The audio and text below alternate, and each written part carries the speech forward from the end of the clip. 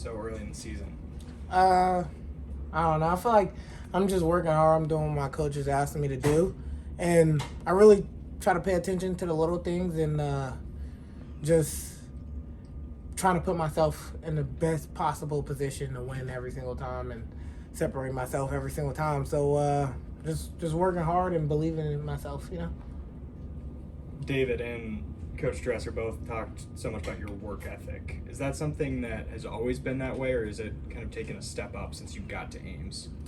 I feel like it kind of took a step up in the fact that I want to try harder at everything instead of just I don't want to lose when we start going live. You know, like right there, I will always be competitive and just like any other good wrestler. But I feel like at first a lot of people had confused with work ethic. Like to me, work ethic is just giving maximum effort and doing all you can do. You know what I mean? So even if I don't win sometimes, I know I'm gonna give maximum effort. I know I'm gonna be on the floor and Dresser telling me, Paniro, stand up. So I just try to give maximum effort every single time, you know, and try to push myself a little bit more every single time. How much did last year being on your own, you know, probably you gotta wash your dishes, do your laundry, all that stuff in your apartment, help you build that consistent work ethic, you know, across the board like you talk about? Mainly because I feel like I didn't have nothing to do but get better at wrestling. So I just trained when I felt like, hey, I'm bored. Let's do something. So yeah. Then once the school year started, a lot of people told me it was going to be harder, and for me, it actually got a lot easier because then it was like, all right, every day if we got practice or not, I'm gonna come in the morning, and I'm gonna come in the afternoon every single day. Like if it was no practice, if it was one, I'll go in the morning, and then if there's no practice afternoon, I'll go in the afternoon still. So it was just like I had a very set schedule, and even if I ever didn't feel like it, I knew like, all right, this is the plan. This is how my day going to go. So I don't know. I just feel like it helped me, and that last year it showed me like how much more I can do. You know what I mean? So What was the biggest reason you gray shirted? Dresser told me to. So I talked to it. I said okay. So let's say you don't, and you just come in last year like you're a normal freshman. Do you think you'd be where you are right now? I think the gray shirt helped me, but I still think I'll be right here. I would have been just probably a red shirt. I would have challenged for the spot. I think Jared Dagan is super good, and he put me on my back 1,000 times at practice, but I think I would have won still. So, yeah. So I just think it was a development year. I'm very thankful for that year, and we will never know what would have happened if I didn't gray shirt, and I'm fine with that because I'm fine with what's happening now, and I feel like the future is going to be very bright for me. So if I would have redshirted last year, it would have not been that much different other than I can't redshirt now. So, yeah. How much did Jarrett Dagan and Ian Parker help you and show you what it's like to be and wrestle against collegiate wrestlers? Jared Dagan showed me that don't underestimate anybody, and you always in a match.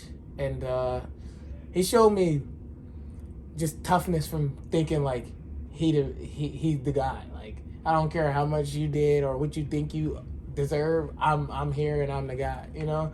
And then Ian Parker showed me that like the last day we had practice with Ian Parker. It was like in the summer or something. He was leaving, and I told him, I said, once I'm working as hard as you, I'm gonna be a national champ. I'm thankful for me to even see like what he do. This dude goes hard as possible every single time. He literally kills himself, and I think like, I'm just thankful to even have seen Parker. Parker is amazing, and he's a good dude on and off the mat, but sometimes I think he go a little too hard on the mat. You know? So, yeah. Oh, sorry. No, that's it. You've clearly got so much confidence. How does that help you when you're on the mat against top-ranked guys? How does it help me? I think because I just think like this dude can't take me down. I can take this dude down, and I'm the better wrestler. I just think that, and I feel like if you really believe it, it's going you can speak things into existence sometime. And I feel like a lot of times people say things that they don't believe, but the difference between me is I truly believe these things I'm saying.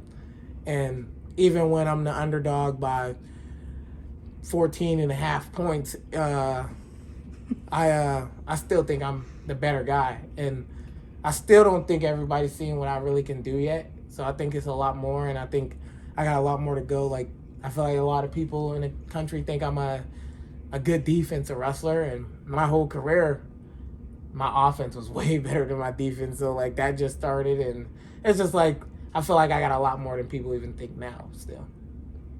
Thinking back to your match with Yanni, how did you, walking out of it, what were you thinking, and how do you move forward from that loss, to think about when you might see him again in March? I was thinking, I got the film, and it was all right.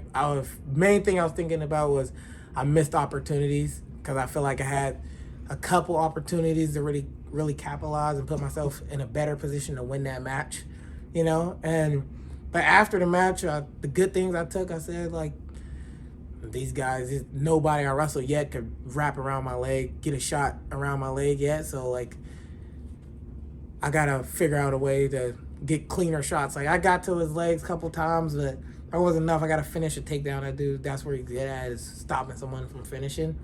And I just felt like I know I could do it. And I feel like if I put myself in the same positions I did last time, this time it'll be a lot different. I think I'll finish some of those times. And, yeah, I feel like I learned a lot from that match. You got time for one more question. I guess going back to high school, you didn't make the state final in Pennsylvania. Obviously, that speaks testaments to the level of wrestling there. But how was that, I guess, motivated you to get to where you are now? I don't know. In high school, every year, I always thought, all right, I'm going to win a state title next year. Like, when I was coming in, I thought I was going to be a 4-time state champ. And then after I didn't win my freshman year, I thought I was going to be a 3-time state champ. And after that, so on. And so after I was done and I didn't win no state titles, I was upset about it for a day. And even still now, I still think, like, how did I win no state titles? But I just think right after I was done, the first thing I started thinking about was, I'm going to win 4 national titles, and everybody going to be like, oh, that's a cool story. He didn't win no state titles. He won 4 national titles. So that was the first thing I started to think about. And Dresser has a lot mentality, like strong mindset, is the ability to focus on the next event. And I think I always had that. So, like, if I lost, I always thought, this guy won't beat me again, ever again, in his whole life, in my whole life. So and the state tournament was always tough. And, like, I'd never been upset in the state tournament. I never lost to somebody I wasn't supposed to. It was just, I was good. Them guys were good at the same time, and they out-wrestled me that day. So it never hurt me, never made me think I wasn't as good as I thought I was before or after the match. So, I don't know. I'm just thankful for it. And I wouldn't want anything to be different now, because if one thing was different then, maybe I'd be not at Iowa State or not where I am now today,